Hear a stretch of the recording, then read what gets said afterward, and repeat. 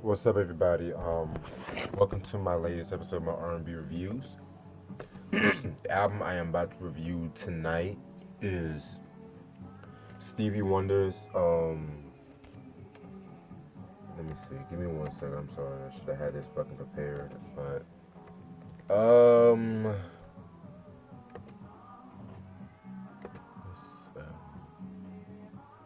his 19th studio album, Fulfillingness First Finale, released in 1974 on Tamla under Motown.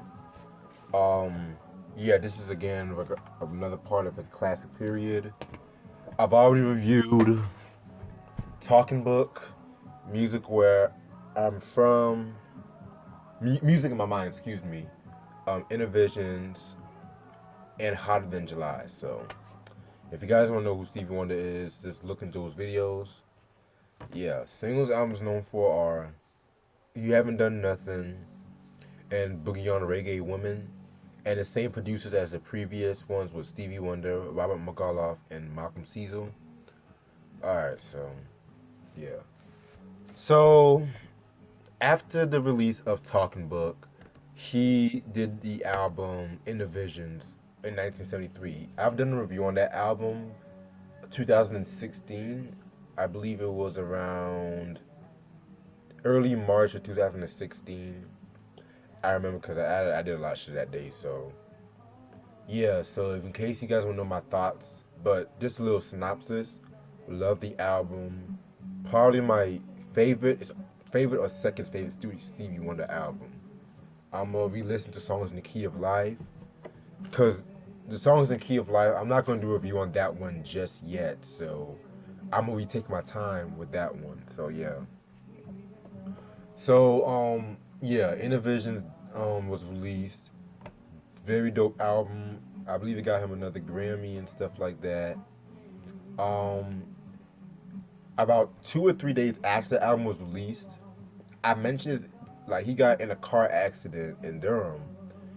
Crazy because I stay in Durham basically, and from what I've read, they were driving in front of this guy who had logs in the back, and the logs, the strap for the logs strapped open, and it crashed into the glass, and the logs hit Stevie in the head and shit like that. So I can't imagine. Honestly, I can't imagine like being in that predicament. Like it's crazy and shit.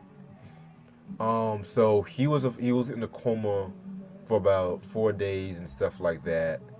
And yeah, it was like very risky and shit. And from also from what I've read, was that like when he was trying to recover from the car accident, I think one of his people from his entourage was playing Higher Ground off, of course, the Innovations album, and his fingers was like responding to the music. So that's how like he like it was like a slow recovery and shit like that. But he hung in there basically. So although he had like a partial loss of his sense of smell and taste though. So that's crazy. But so by the next year, he took that year to relax, get himself rejuvenated.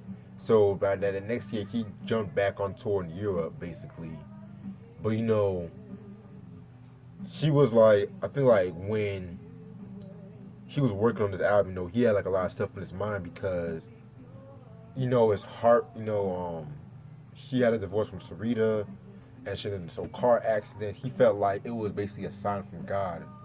So that's how this album came about. Before I even start with this album, I must say that when it comes to like his albums from his classic period, you can always like compare it to like a theme with certain fans. Music of My Mind was almost an album full of like love and heartbreak. Talking Book, I kind of feel like Talking Book was just like a celebration of life in a way.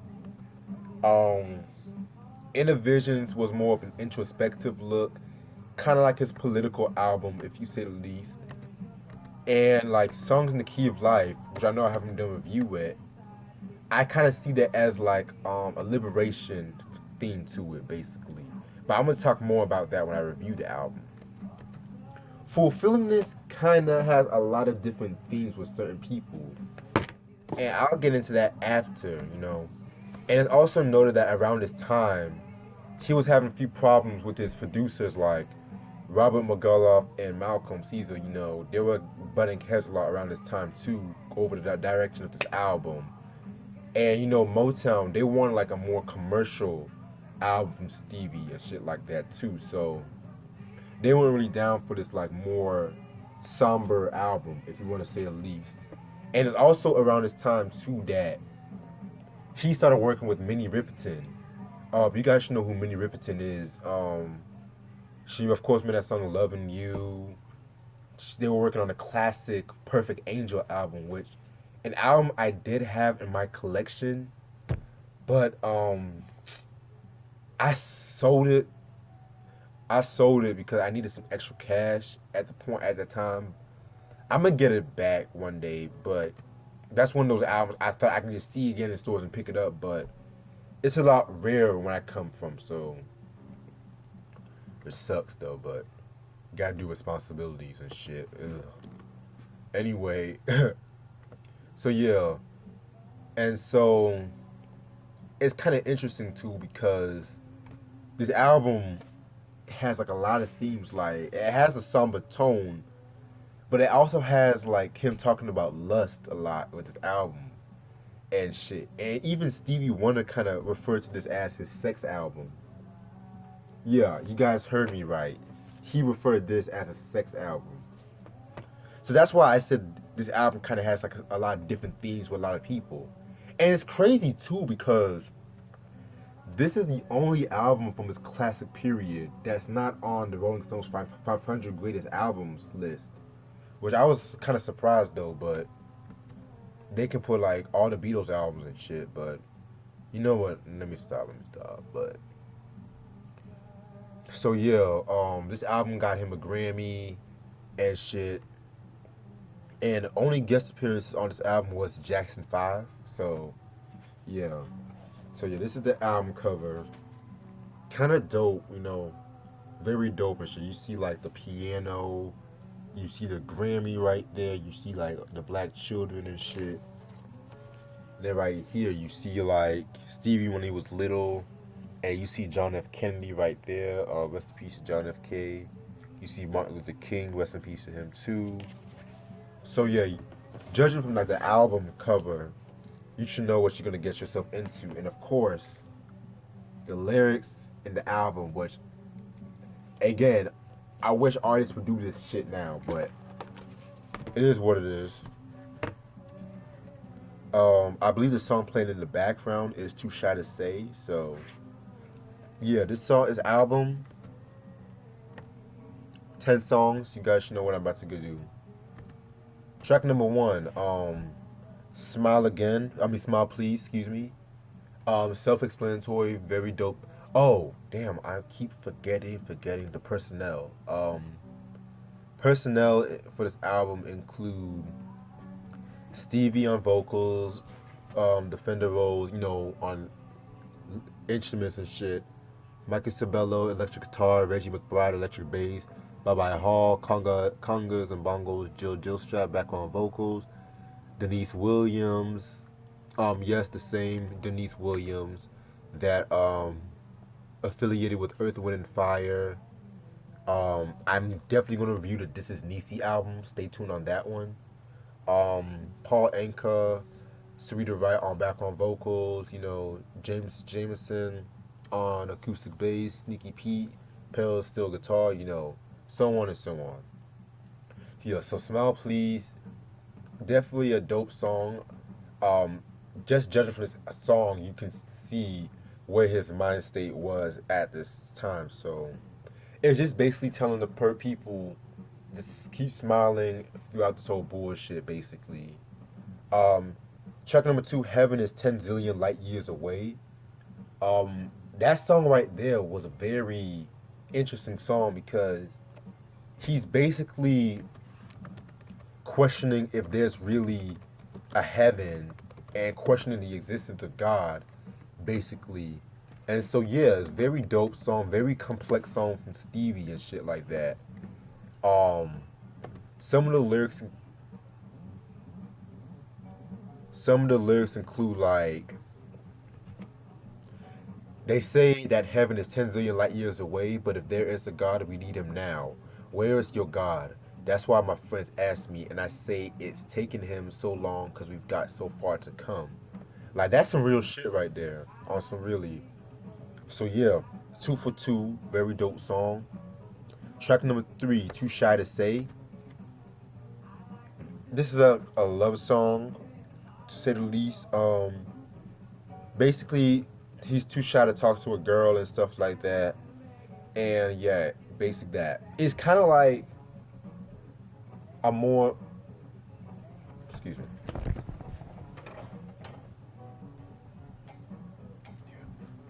It's kind of like in the same vein as Jodeci's "Come and Talk to Me" "Come and Talk to Me" song from the Forever My Lady album. So yeah, it's kind of like that. So pretty cool song. Track number four, "Boogie on Reggae Woman," which is playing in the background. Now I have to be quite honest with you. There was one time I was not a big fan of this song. And I know what you guys thinking, like, this is like another one of his best songs and shit, but it was just that beat, like that beat and shit like that. I wasn't really too fond of at first, but slowly over the years I've come to appreciate it. It's a pretty fun song. Um, Despite the title, it is not a reggae song. It is basically he's just bigging up a girl and shit like that who's kind of like I think Jamaican and is like it's like a dance track basically, just to say the least. So yeah, Boogie on Reggae Woman, definitely a dope song. I believe the song actually got him a Grammy. Let me double check.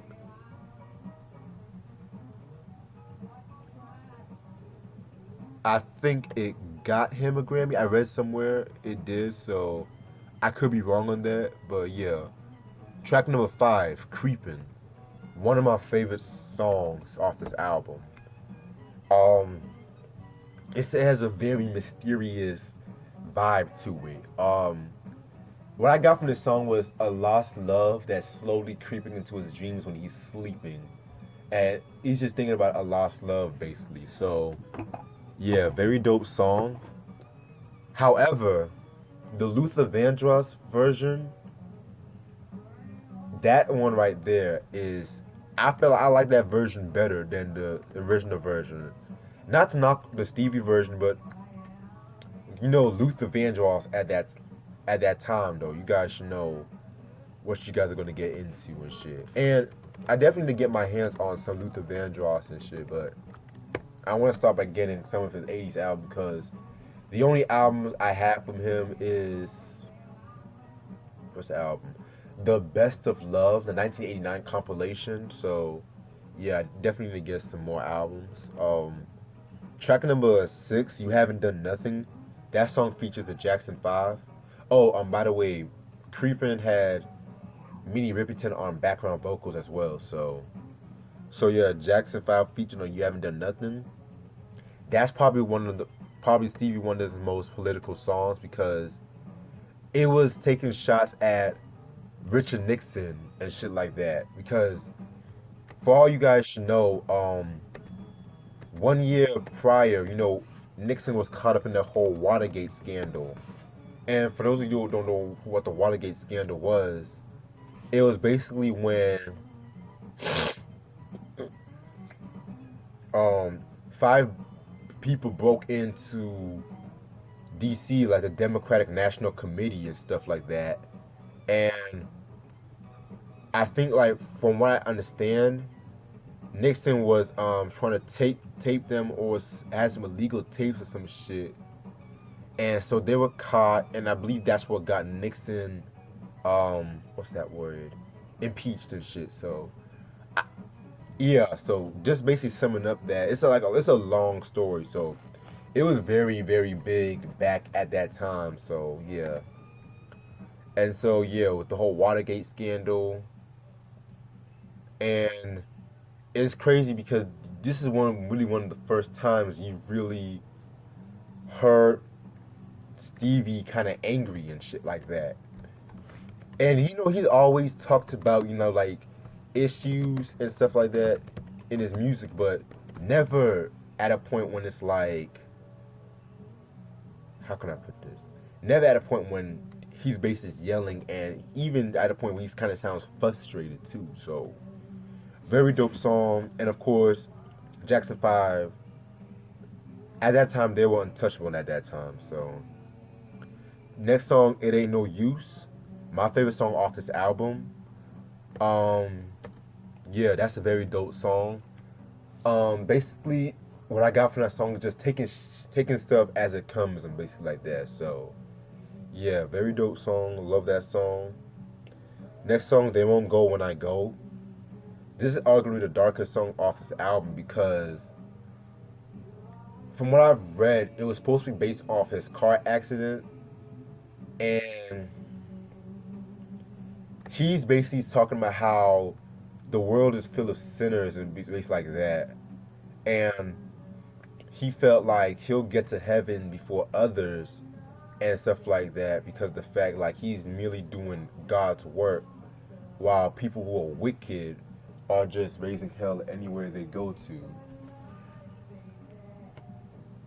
I got where he was coming from with this point, but at the same time, I can't really like criticize him because it's just basically like when it comes to certain Christians and stuff like that, certain Christians they have that mentality like they go to church every Sunday and they basically think that they're doing God's work by just going to church every Sunday, always quoting the Bible and shit like that. But all in all, it's just like they think they're above others and shit. And I'm not trying to say Stevie had that same value and shit, but at the same time, one might look at the message behind this song and kind of, you know, get kind of upset by it. But very dope song. I do like the song and shit like that.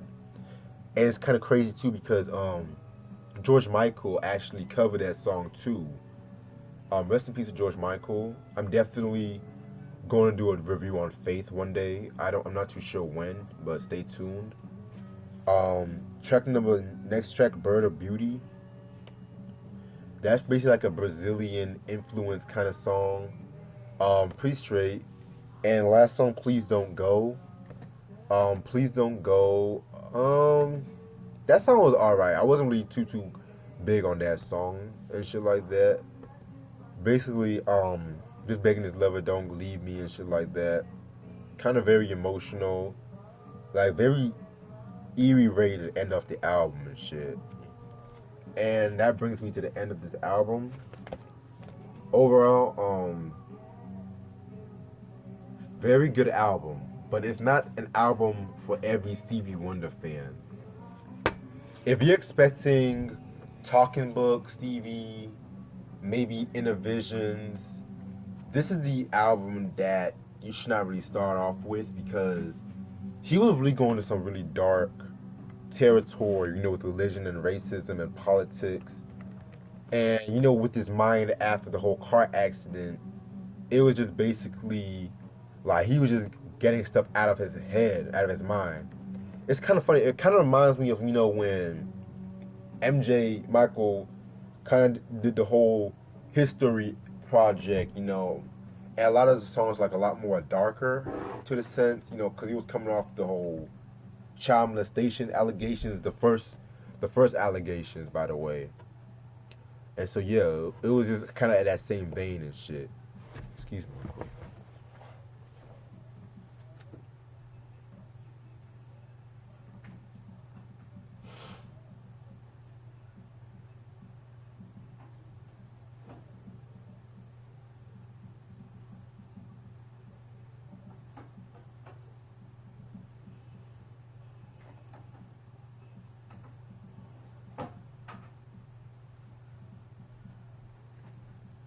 Sorry about that, but yeah, it was just like basically his mind was just on some other stuff at the time, and people weren't really used to that from Stevie.